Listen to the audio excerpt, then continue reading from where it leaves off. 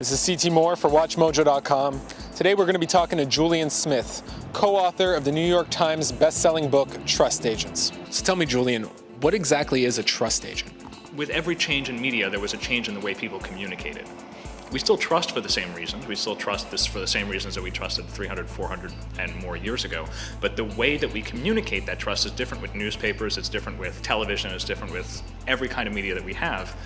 And the big difference is now that we have something where the channel is less expensive, it's easier to get a channel, you don't need something like a radio tower or you don't need a printing press. So more and more power and influence is coming into the hands of single individuals in a lot of cases. People that run very powerful blogs or people that have popular Twitter streams or lots of friends on Facebook or whatever it is.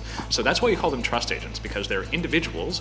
Often they represent companies, but often they just represent themselves. They get a great deal of influence through the web, and never before has that really been possible with such a small budget and so few tools.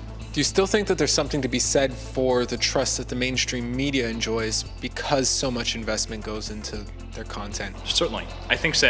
The big deal is that when we have something like a lot of investment go into something, it looks really professional, they have the newscasters or whatever it happens to be, we're in a situation where we kind of give them the benefit of the doubt at first. But if we don't get the authenticity that we want out of these people, if we feel like we're missing part of the story, then we're going to go to the channels where people are being authentic. We're going to go where people are giving you the raw information, and that's what's happening more and more because we're not getting the coverage that we want, we're not getting the news that we want, and so that's why all these alternative channels are getting more and more popular, amongst other reasons. So for companies and brands looking to leverage these channels to build trust, do you think they're limited in the trust they can build with consumers? I think if you start off with a company, the potential is still there, but it's all about the way in which you decide to communicate. The more you are the mouthpiece for a company, the less effective you are. So the more self-interested you seem to be, the more it's going to take time for people to trust you. And in the cases of people that work with companies, obviously there is a certain amount of self-interest. So there is a limitation to how effective they can be, but I also think that they can transcend it, and we've seen a lot of cases of that on the web already. On a personal level, who are you more likely to trust? An individual blogger, an established journalist, or does a big campaign still have an effect on the way you see things? The more that we go into the